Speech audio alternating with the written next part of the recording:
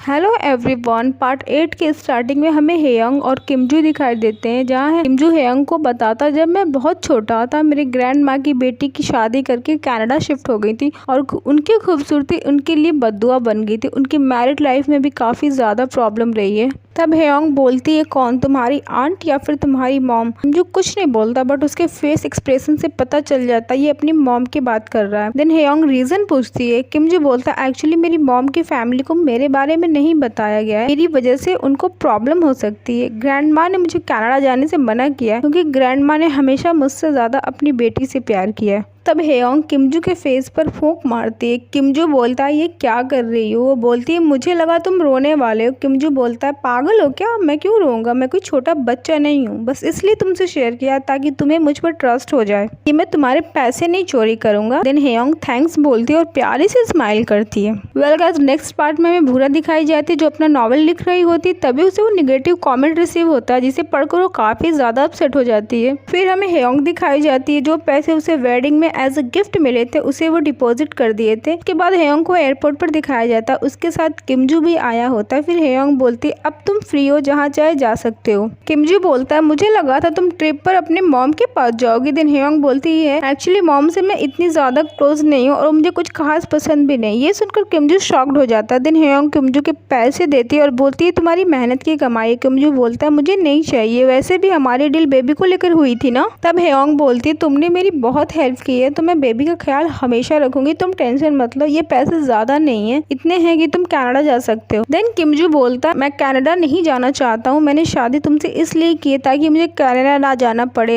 Anyway मैं चलता हूँ, तुम अपनी ट्रिप एंजॉय करना। एंड किमजू जाने लगता है। तभी हेयंग बोलती, सुनो हस्बैंड, तुम्हें जहाँ जाना जाओ, जैसे रहना रहो, जिससे मिलना मिलो। तुम्हारी ग्रैंड माँ के लिए तुम्हारी मॉम ज्यादा इंपॉर्टेंट थी, बट मेरे लिए मेरा हस्बैंड ज्यादा इंपॉर्टेंट है। तब किमजू बोलता, मुझे ये समझ में नहीं आ रहा तुम बार बार मुझे हस्बैंड क्यों बोल रही? तब हेयंग क्यूट से स्माइल करती है और रिंग दिखाते हुए बोलती है, बिकॉज अभी भी हम फैमिली और वहाँ पर काफी रोमांटिक म्यूजिक बजता है। देन हेयंग फ्लाइट में बैठी होती है। तभी उसे किमजू का दिया एनवेलप मिलता है जिसमें लिखा होता है, कॉन्ग्रेचुलेशन तुम्हारी शादी के लिए, आई विश ये शादी असली होती। फिर वो अपनी और हेयंग का हाथ साथ में रखकर दोनों की रिंग देखता है और कहता है, दिल से चाहता हूँ तुम्हारे सारे ड्रीम पूरे हों जिसके लिए तुमने नकली शादी की है और तुम्हें लाइफ में सारी खुशियाँ मिले, तुम्हारा नकली टेम्परेरी हस्बैंड। ये पढ़कर हेयंग काफी ज्यादा हैप्पी होती है और उसे एनवेलप में किमजू ने पैसे भी रखे होते हैं। वेल गाइस, फिर हमें 3 मंथ बाद का सीन दिखाया जाता है जहाँ एम्प्लॉय को अवार्ड देने की तैयारी होती है और हेयंग अपनी कॉलीग से बात करके काफी ज्यादा खुश होती है और बोलती है, मैं इतनी काबिल हूँ तभी मैं कॉन्टेस्ट जीत गई, और हंसती है। फिर हेयंग यूजे से बोलती है, मेरा प्रपोजल चोरी करने के बाद भी सेकंड नंबर पर आने में कैसा लग रहा है? यूजे बोलता है, प्लीज ऑफिस में जरा सोच समझ के बोला करो। हेयंग बोलती, डरपोक कहीं का। वेल गाइस, नेक्स्ट सीन में ऑडियो ड्रामा का प्रोडक्शन पूरा शुरू करती है और काफी ज्यादा हैप्पी रहती है। और जिन लड़की के साथ वो प्रोडक्शन हाउस शुरू करती है वो बोलती है, ओ माय गॉड आप कितनी ज्यादा कूल है। नेक्स्ट सीन हाशिम दिखाया जाता है जो अपना काम करता है और तभी वहाँ यूनियन के डैड काफी गुस्से में आते हैं और यूनियन को काफी बुरी तरह मारते हैं। तभी वहाँ यूनियन की मॉम आती है और हाशिम से पूछती है, आज प्रेसिडेंट यूनियन की कोई अपॉइंटमेंट है? हाशिम बोलता है, हाँ आज सर एम्प्लॉय अवार्ड देंगे। मॉम बोलती कैंसिल कर दो। देन यूनियन को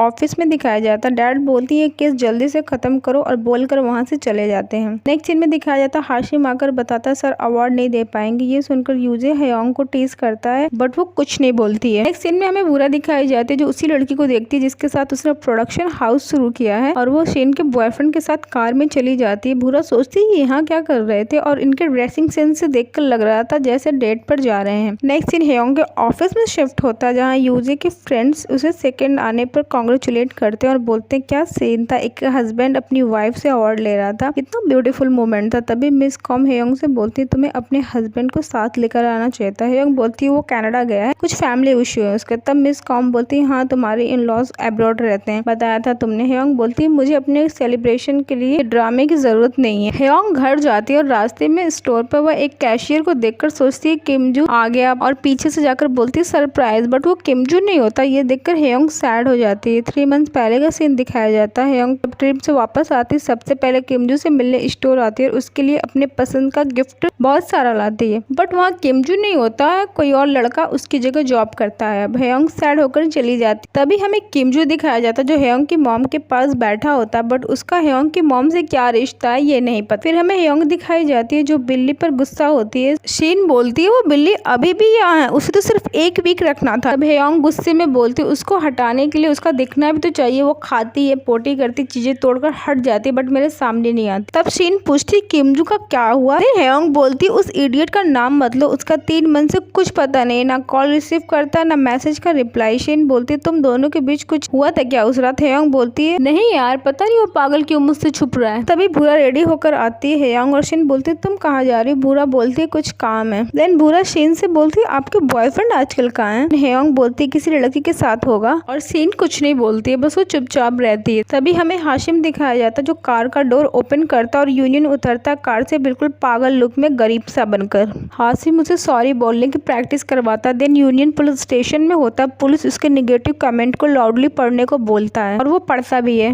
जब यूनियन बाहर आता तो हाशिम कार लेकर नहीं होता और भूरा यूनियन का दूर से वीडियो बनाती है और भूरा बोलती लूजर मैं तुम्हें बर्बाद कर दूंगा, और उसे मारने आती बट गिर जाती। यूनियन बहुत प्यार से पूछता है आपको लगी तो नहीं ना। जब भूरा का फोन देने जाता है तो जान जाता है ये वही राइटर, और भूरा वहाँ से बिना अपने फोन लिए ही भाग जाती है। तभी वहाँ हेयोंग आती है और बोलती भूरा ने एड्रेस तो यहीं का दिया था। तभी वो यूनियन को देखकर शॉक्ड हो जाती है और उसके हुलिये से वो बोलती है क्या आपको किसने लूट लिया। वो बोलता है नहीं, तुम कौन। देन वो बताती है वो मैनेजर हेयोंग। नेक्स्ट सीन में हेयोंग भूरा से बोलती तुम अकेले क्यों आई, मुझे क्यों नहीं बताया। वो बोलती है आप परेशान हो जाती है और बिना उसे मारे क्यों भाग आई। हेयोंग बोलती है भूरा बोलती है क्योंकि वो मुझे बहुत पुअर फैमिली का लगा, उसकी हालत देखकर उसे मार नहीं पाई मैं। तभी हमें किमजू दिखाया जाता है और एक कार आकर रुकती और किमजू कुछ नहीं बोलता है। नेक्स्ट इनमें हेयोंग को दिखाया जाता है, उसे भूरा का मैसेज आता है और हाशिम के साथ हूँ। हेयोंग रिप्लाई देती है डेट एंजॉय करना। तभी सडनली यूनियन हाशिम को देखता है और सोचता है इसकी फ्रेंड कौन है। जब वो भूरा को देखता है तो शॉक हो जाता है। नेक्स्ट सीन में हेयोंग ऑफिस में होती है और वो देखती है सडनली कि किमजू आ रहा है। वहाँ बहुत रोमांटिक म्यूजिक बजता है और वो किमजू को देखती रह जाती है और यहीं पर पार्ट 8 की एंडिंग हो जाती है।